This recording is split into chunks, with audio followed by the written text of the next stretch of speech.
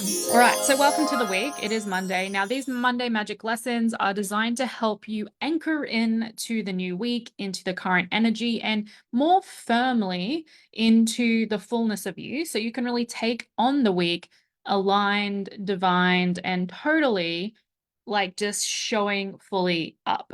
If that sounds good to you, let me know in the comments. Now, if you do see this live, please interact. If you're seeing this on the replay, please interact. There is a deep um resonance, energy, and just what is the word I'm trying to look for? Dedication. And my greatest wish with this is that it genuinely actually helps you in the week. This isn't just a bit of entertainment. It's not just fluff and filler. To me, this is one of the things that I never knew I needed when I was starting my personal development journey. And when I was even just going through big challenges in my life, I kind of underestimated the power of being present at the start of every week or even at the start of every day, depending on how much we need the anchoring.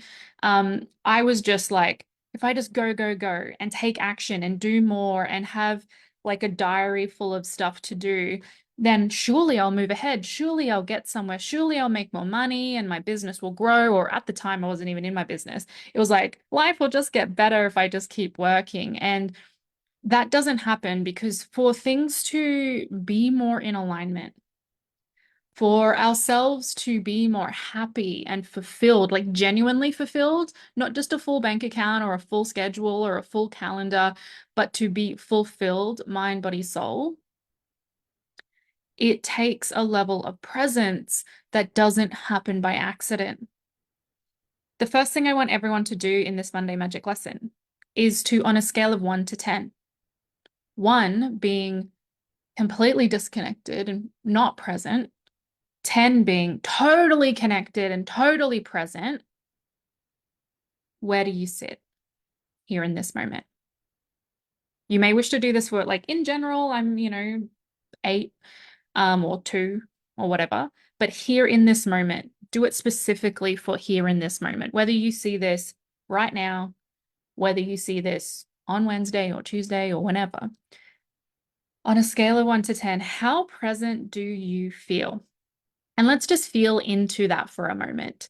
Because that might mean different things for different people. And really genuinely go with your own intuition, go with what resonates with you in this moment. But if you need a little bit of a guidance, ways to check for your level of presence are, even as you're listening to this, are you just thinking about, oh, later I have to do the shopping and I have to do this and I have to do that and I have to do this. And it's like this constant to-do list and you don't really feel like you're taking this in. That's a sign we're not fully present. Another sign you might not be present is even when you are doing something enjoyable, you don't, like the joy is surface level. That might be something you've already experienced today, for example. So he's like, I went for my morning walk and now that I think about it, the weather was great and I saw some cute ducks and it was good to move my body and the breeze was really nice. But at the time, you're just like, I just need it's my morning walk and I got to do this because I've got to, you know what I mean? So like check in with, are you really not only seeing and sensing, but allowing it to sink in what is happening? Whether it's watching this video, whether it's going for a walk, whether it's you're drinking a cup of tea at the moment. Did you even realize you just took a sip of tea? Did you, or has it gone cold because you're completely forgotten that you had a cup of tea with you at all? So looking for the signs of presence, which is like active, connected, really deeply grounded. You're focused on what's happening here, not what's happening later or before or over there, but you're here, here, here. So allow that to be a little bit of a guide and as a way to get more grounded and more connected. And there's a million ways to do this, but just here in this moment, or if you find yourself throughout the rest of the day going, oh crap, I'm not present again. What's coming to me in this moment is obviously breathing is a really important one.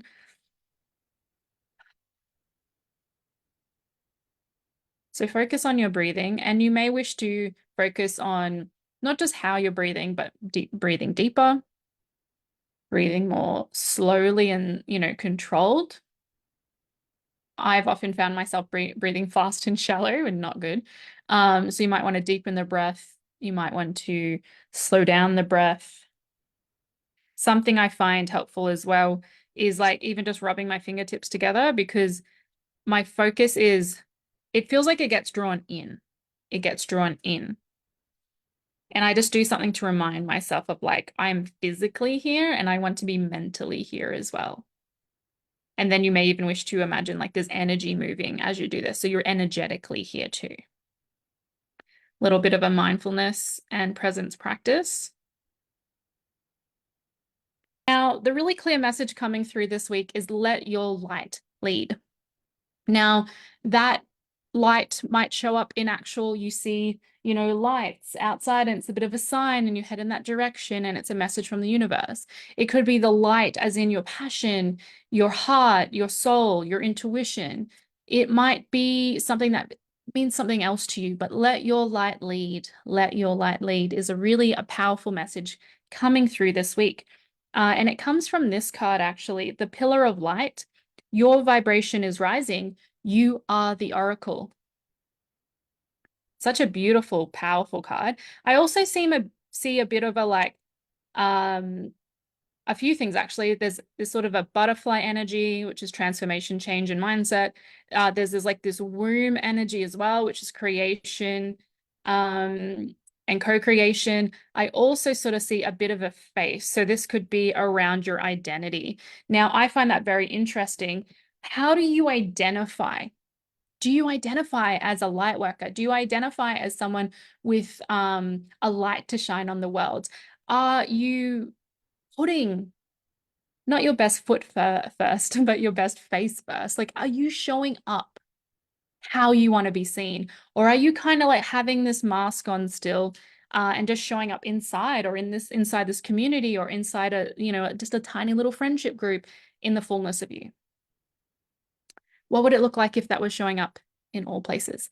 So this week is about cracking open any masks, any limitations, any BS, any things that are holding you back, weighing you down, or keeping you small and stuck, and no longer clinging to what doesn't light you up. I have definitely found in my journey, it's all well and good sometimes, like you're reading something or you're watching a video or you're working with someone and they're like, shine your light. And you're like, okay, how? How do I do that? One tangible way is releasing what no longer lights you up. And I think sometimes it's easier to start with the negative or easier to start with what isn't working than going, oh, I'm just going to be good now. I'm just going to be powerful now. I'm just going to be shiny and light and magical now. That can sometimes seem like too much of a stretch. So let's start with, what are you clinging to? And I always find I'm clinging to things and I find what I'm clinging to when it just gives me stress to think about it. Or I get anxious the closer I get to having to do it. Or maybe even I'm obsessing over it. So these are signs for me personally that I'm clinging to something. So what are you clinging to that no longer serves you? It could be a person, it could be anything. So just follow that thread. What am I clinging to? What am I clinging to? What am I clinging to? That no longer lights you up. And sometimes that can be really challenging if something you're clinging to that no longer lights you up used to light you up. You used to love doing this thing. You used to love being in that group. You used to love working in that job. And sometimes we need to detach from what we used to love and ask, do I still love it? Does it still light me up? So that's really the energy coming through this week. It's about being radically real and honest with yourself about what is happening in your life. And also acknowledge that just because you release something now doesn't mean it can't come back in the future if it is lighting you up again. We can be really black and white, can't we, when it comes to change? Oh my God, but if I stop now, and we kind of just tell this story that it'll never be there again, or we'll be losing something, or ones if we regret it and it's a mistake. I'm not speaking from experience at all. I have a catastrophizing brain, and it's something I've had to work on a lot. So if you're like me, I get it. But telling ourselves the story of I can choose now and I can choose again later. That was a huge breakthrough for me as well. It's like um, you always have the power to choose and choose again. You might choose today, I'm no longer going to do that thing. And then a week's time, you're like, I can now see that was not really the thing I needed to let go of. That was a mistake. Because now I have experience. I'm going to choose it again. And I realize this is the thing I need to get rid of. So let's start to allow ourselves to choose and choose again and change our minds based on where our light wants to lead us. So what needs to change? What are you clinging to? And a bit of a way to implement this is what is one action you can take this week to follow that?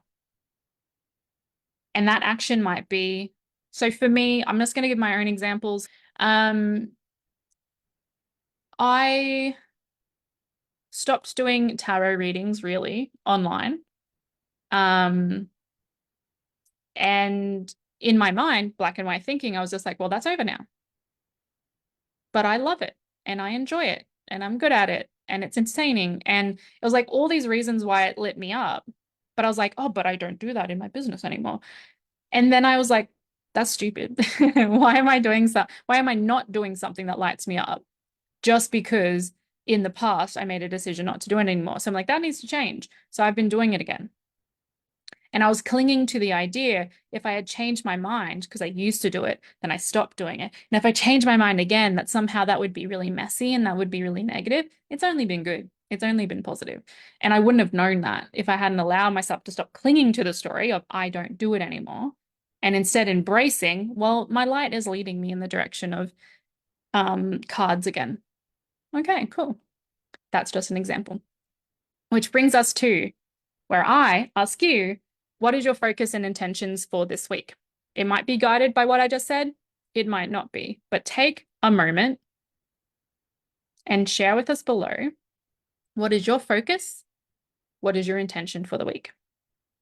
And of course, if you want support, accountability, guidance, assistance, share that here. Put your 2 cents in. It is so helpful when we reach out to know that someone is there to catch and hold us. So if you see someone post in the group, offer your support, even if it's just encouragement or a like. You don't know how much that could mean to someone. And if you're the type of person who also wants support, accountability, or even just a second perspective or a 10th perspective, we can support, hold, and see you for whatever it is that you need as well. Thank you for joining me. I can't wait to see your comments. Please don't hold back. Spam me with comments. Let me know what's on your mind, what's in your energy. And of course, as always, I'll say it for the millionth time, if you need any support, even just to be seen and celebrated, put it here in the group. Thank you for joining me.